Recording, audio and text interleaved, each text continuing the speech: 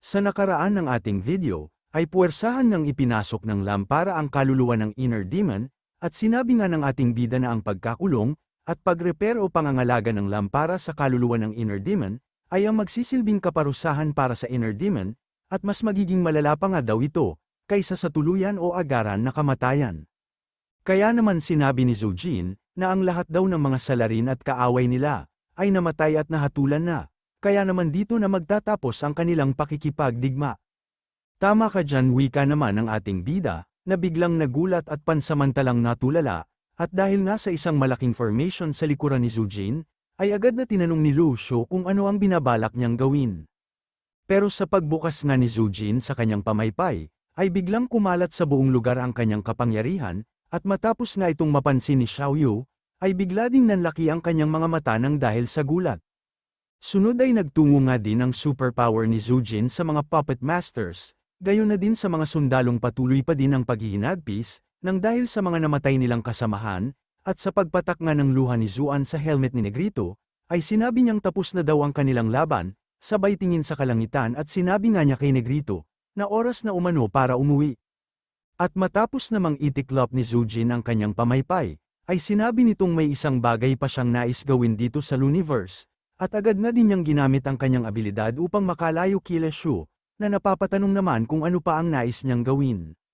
Pero sinabi lang naman ni Zujin, na ayon umano sa Confucianism, ay nakatadhana na ang buhay at kamatayan ng tao, at ang pagiging maharlika at mga yaman nga daw, ay ipinagkaloob ng kalangitan, pero paano nga daw bang malalaman ng isang tao kung ano ang kamatayan, kung hindi naman niya alam ang kahulugan ng buhay? At ayon naman daw sa Buddhism, ay ilusyon lamang ang lahat ng mga bagay, pero kung may isang tao nga daw na hindi nakikita ang mga bagay, bilang isang bagay, ay malamang sa naliwanagan o enlightened na siya. At ayon naman daw sa Taoism, ay kailangan nilang sundan ang nature o kalikasan, bukod doon ay kailangan din nilang makontento sa kanilang tadhana o kapalaran. At akala nga daw ni Zujin dati, ay na-master na niya ang tatlong kasanayan o teachings, pero na-realize nga daw niya, na kahit isa sa mga ito ay hindi pa niya nauunawaan, gayunpaman ay pakiramdam naman daw niyang alam na niya ang mga ito, o ang kahulugan ng mga ito. Kaya naman agad na humakbang at nagsimulang tumakbo ang ating bida, at habang patungo nga siya kay Zujin, ay tinatanong ni Shu kung bakit umano ganito ang mga sinasabi ni Zujin.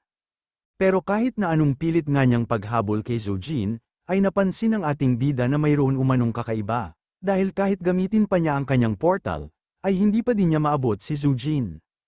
Kaya naman agad siyang napapatanong sa kung ano ang nangyayari, at kung bakit hindi siya makalapit kay Zujin, kahit na anong pilit niya o kahit na anong paraan pa ang kanyang gawin, upang habulin ito. At agad na din siyang napalingon kay Nieting, kung saan ay agad na din siyang sumigaw, at sinabi kay Nieting na pigilan niya si Zujin, sabay tanong na din kung may alam ba si Nieting, sa pinaplanong gawin ni Zujin. Pero sinabi lang naman ni Nieting, na ginugol daw ni Zujin ang buo niyang buhay, upang hanapin ang kanyang daw, at tinahak nga daw ni Zujin ang isang landas, na kailanman ay wala pang nangahas na tumahak. Dahil ayon nga daw kay Zujin, ay nagbibigay ng tiyak na kagalakan ang bawat pulgada ng kanyang pag-abante, at ngayon ay mukhang nahanap na nga daw ni Zujin, ang kanyang daw na matagal na niyang hinahanap. Pero habang tinatanong nga ni Shu, kung anong daw ang tinutukoy ni Nieting, ay nagtungo naman si Zujin sa itaas ng isang gusali, at matapos nga niyang makita ang bakas ng labanan sa inner city, ay sinabi nitong hindi umano siya makakapayag. Sunod ay ginamit nga nito ang kanyang abilidad, at gumawa nga siya ng malaking embodiment ng kanyang pamaypay, matapos nito ay sinabi nga ni Zujin, na ayaw umano niyang mamatay o maglaho ang isa man sa mga kasamahan nila. At dahil nga sa superpower ni Zujin, ay nagsimula ng tubuan ng damo ang kanyang tinatapakan, at dito ay sinabi niyang ilan umano sa kanilang mga kasamahan, ay naaalala pa din ang kanyang mga turo, at ilan nga din daw sa mga ito, ay personal pang nagtutungo kay Zujin upang humingi ng advice. Pero dahil nga daw sa naganap na digmaan ay namatay na ang ilang sa kanyang mga estudyante, at bilang guro nga daw nila, ay kailangan niyang gawin ang lahat, upang ibalik ang kanilang mga buhay, o muli silang buhayin. Pero bigla namang lumipad ang isang Satanas, at masyado nga ang pagsigaw ng mga sundalo ng ating bida, habang sinasabi na wag na daw tumakas ang demonyong Satanas, na matapos madampian ang superpower ni Zujin, ay biglang may naramdamang kakaiba, at agad na ding natunaw ang buo niyang katawan, matapos siyang mabalat ng liwanag na nagmumula sa kapangyarihan ni Zujin. At habang tulala nga sila ng dahil sa labis na pagkamangha, ay sunod-sunod na liwanag pa ang nagtungo at pumaslang sa mga satanas. Kaya naman matapos itong makita nila Mujun, ay sinabi niya kay Wen Zaipi, na mukhang ang plano ni Wen Zaipi na pag-abang at pagbabantay sa lugar na ito, upang maambush sana ang mga tatakas na satanas, ay hindi na kailangan pa ngayon, pero nanatili lang naman na tahimik si Wen Zaipi. At matapos nga daw masaksihan ng lahat, ang agarang pagiging abo ng mga satanas, matapos na tamaan ng liwanag mula sa superpower ni Zujin, ay kasabay din ito ang unti-unting pag-aliwalas ng kalangitan. Sunod ay nagkaroon nga daw ng pag-ulan ng mga gintong abo mula sa kalangitan, kung saan ay tila nagmumula daw ang mga ito sa bulalakaw, o tila bakas ng mga bulalakaw na dumaan sa kalangitan. Sunod ay makikita naman nating ang mga labi ni Zhang, pero matapos ngang dumapo sa kanya ang mga abo mula sa kalangitan, ay tila unti-unti siyang nagkakaroon ng buhay, hanggang sa tuluyan na nga nitong may galaw ang kanyang bibig, kasabay ng muli niyang paghinga. Sunod ay bigla nga ding napalingon si Zuan, at dito ay agad ding tumulo ang kanyang mga luha, matapos siyang makakita ng isang milagro, at unti-unti ngang bumabalik ang naglaho ng katawan ni Negrito.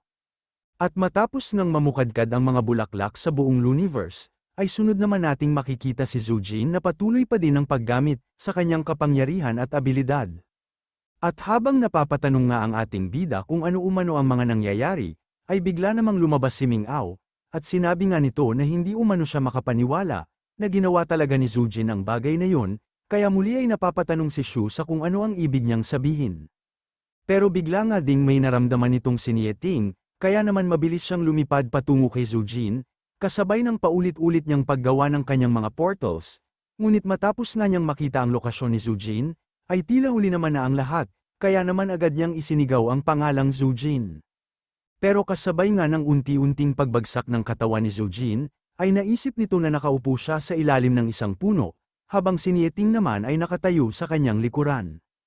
Pero matapos ngang gumapang ang mga halaman sa buo niyang katawan, ay unti-unti na din naman siyang naglaho, kaya naman bigla na lang ding nanlaki ang mga mata ni Nieting, matapos niyang masaksihan ang mga huling sandali ni Zujin. At bago pa nga tuluyang bumagsak ang pamyapay ni Zujin, ay agad itong pinuntahan at sinalo ni Nieting, na bigla ding nakaramdam ng labis na kalungkutan, habang nakatingin sa kalangitan. At makalipas pa nga ang ilang sandali, ay sinabi ni Nieting na tila hindi na niya maalala pa ang nangyari, matapos niyang masaksihan ang kamatayan ni Zujin. Habang si Xiaoyu naman, ay agad na kinolekta ang kaluluwa ni Zujin, at sinabi nga ng ating bida, kakailangan niyang panatilihin at ingatan ang buong kaluluwa ni Zujin, na nauunawaan naman daw ni Xiaoyu. Gayunpaman, ay alam naman daw ni Nieting na sa bawat digmaan, ay ang mga nakaligtas na ang magdedesisyon sa kung ano ang kanilang gagawin, gayon na din sa pagdedesisyon kung uuwi na ba sila ng Earth, o muli pang magpapatuloy sa susunod na labanan. Pero bago nga daw nila pangunahan ang pag-alis ng mga Bronze Tide dito sa Luniverse, ay napansin ng ating bida na nag-iisa si Nieting, at kasabay nga ng pag-abot niya sa pamaypay ni Zujin, ay sinabi ni Shu na gagawin niya ang lahat, upang makabalik ng buong buo si Zujin sa kanila, at kasabay nga ng pagtanggap niya sa pamaypay ni Zujin, ay sinabi ni Nieting na maghihintay siya. At matapos nga ang isang buwan, ay nakabalik na sila ng Earth, at kasalukuyan ngang may kaguluhan na nagaganap, at agad ngang tinanong ni Nieting, kung bakit nagtungo na naman sila sa kanya.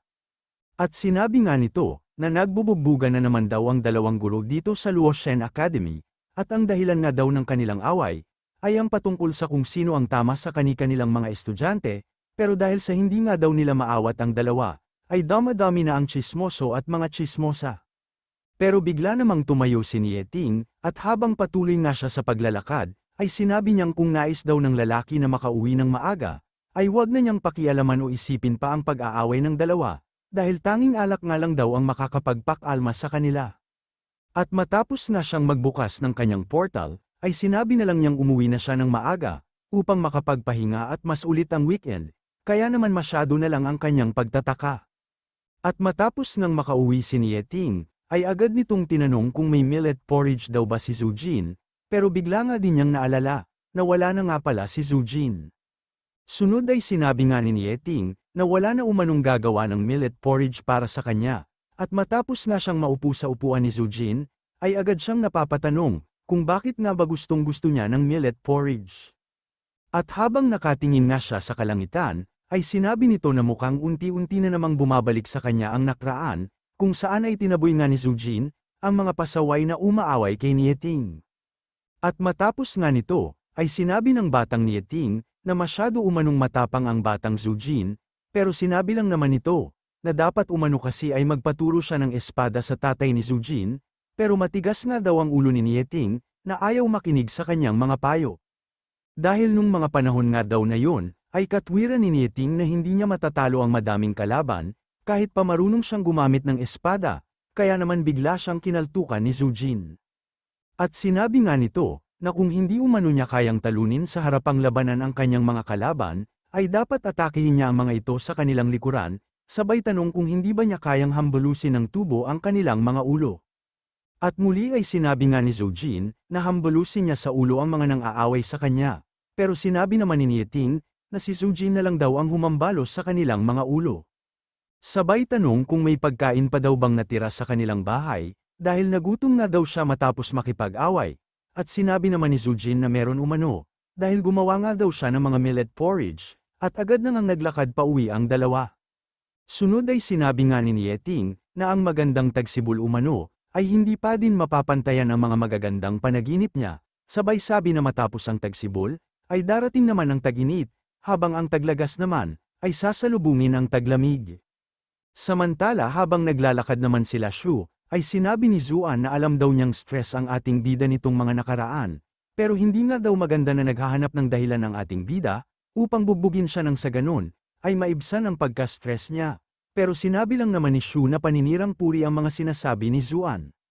Sunod ay tinanong nga ni Carol, kung muli daw bang magtutungo ng Luniverse si Lu Shu, sabay tanong na din kung patungkol pa din daw ba sa bagay na yon, ang sadya ng ating bida sa Luniverse. At sinabi nga ni Shu na tama umano siya, dahil nakahanap nga daw ng mga clue ang The Gang, kaya naman kailangan niyang magtungo ng Luniverse upang kumpirmahin ito, sabay sabi na aabalahin na muna niya si Carol, at siya na nga daw muna ang bahala sa mga estudyante ng ating bida. Sunod ay sinabi naman ni Xiaoyu, na pansamantala nga daw na natapos ang mga problema nila sa Luniverse, pero habang tumatagal nga daw, ay mas dami-dami pa ang mga bagay na nais gawin ni Lu Shu. Pero sinabi naman ni Shu na ganun daw talaga siguro, dahil ang mga tao ay laging tinatahak ang panibagong landas, habang daladala ang pagsisisi sa mga nakaraan nila, gayon na din ang pag-asa, para sa kanilang hinaharap. At kahit gaano nga daw kaliit ang pag-asa, ay hinding-hindi titigil ang ating bida, dahil ang oras ay hindi din naman tumitigil, at ang mga pagsisisi sa nakaraan, ay hindi din nawawala, pero dahil nga daw doon, ay may mga rason o dahilan pa din ang ating bida upang magpatuloy. Pero tila may nakalimutan nga daw ang ating bida, sabay tanong kung bakit kasama pa din nila si Qingxi, dahil nalagpasan na nga daw nila ang kanto o iskinita, patungo sa kanyang bahay, pero bigla namang sinabi ni Qingxi, na hindi daw ba at pinangako ni Lu Shu, na mag-hotpot sila sa bahay niya.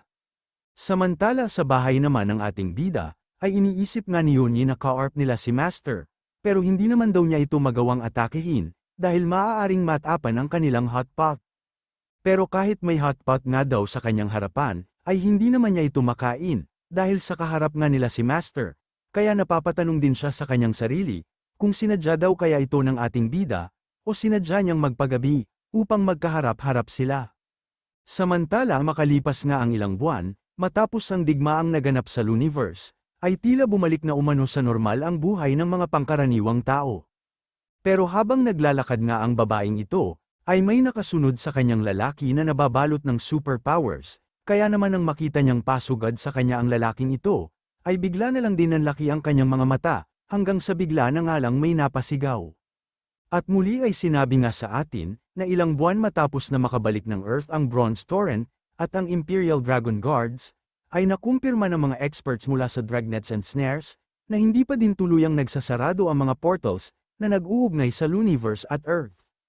At dahil sa muling nabuhay o tumaas ang superpowers dito sa Earth, ay tila naa-attract ang Luniverse at Earth sa isa't isa, nang dahil sa spiritual o superpowers na meron ang mga daigdig.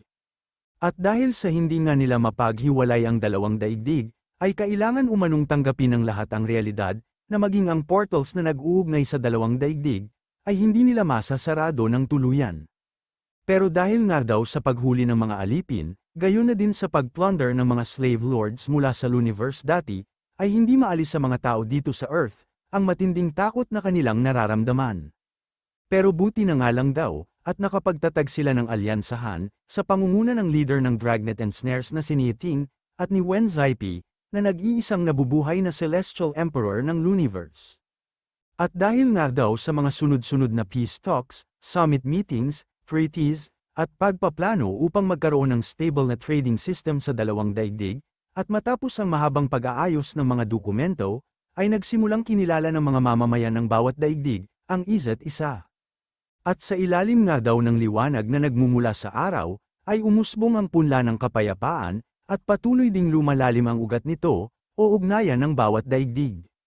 Gayunpaman, ay hindi naman daw may iwasan ang mga ambisyosong bulate sa magkabilaang daigdig, kung saan habang nagtatago sa dilim ang mga ito, ay nais nilang samantalahin ng pagkakataon, upang magkaroon ng matamis at makasala ng tagumpay sa buhay, o pag-angat sa buhay.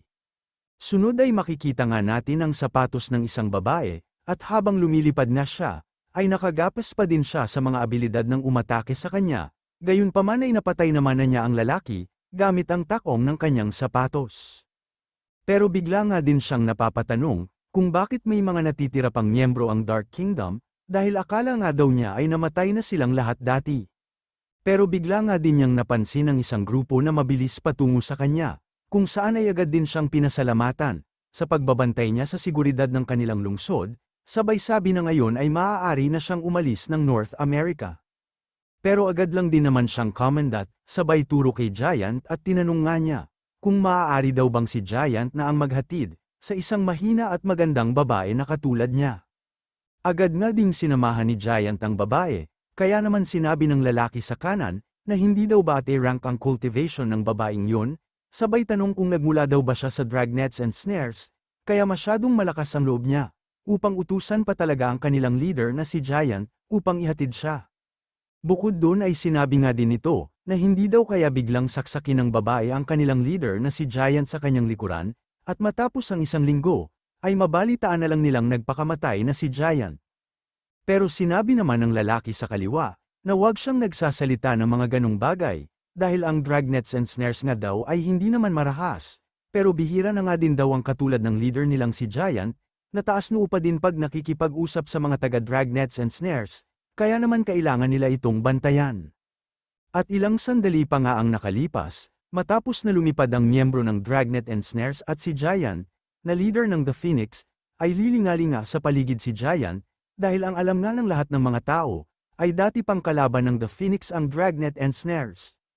Pero matapos nga niyang makumpirma na walang nakasunod sa kanila, ay biglang nagbago ang pagtrato nito sa miyembro ng Dragnet and Snares, kung saan ay agad nga din niya itong tinawag na pamilya, sabay tanong kung nais ba ng babae, natanggalin na niya ang pagkakagapas nito.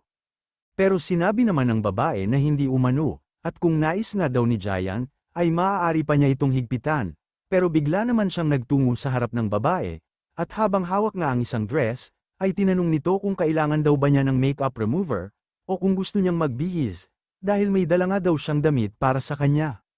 Sunod ay sinabi nga ni Giant, na nakikita nga daw niyang masigasig ang kanilang mga kasamahan sa Dragnet and Snares, sa paghuli sa mga kidnappers, pero may mga insidente nga din daw sa Chinese district nitong mga nakaraan, kung saan ay tina-target ng mga kidnappers ang mga pangkaraniwang Chekwa. Sunod ay sinabi nga ni Giant, na matapos magbukas ang mga portal, ay madami daw nahuli ang mga taga The Phoenix, na nais pumuslit upang magtinda ng cultivation techniques, at mga blessed stones dito sa Earth.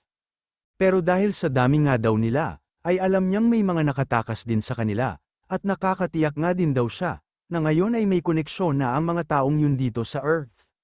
Sunod ay sinabi naman nito, na nagkakagulo ang Luniverse matapos ang naganap na digmaan, at ang ibang makakapangyarihang pamilya nga daw sa Luniverse, ay nais ng paalisin ng Luniverse ang kanilang mga anak.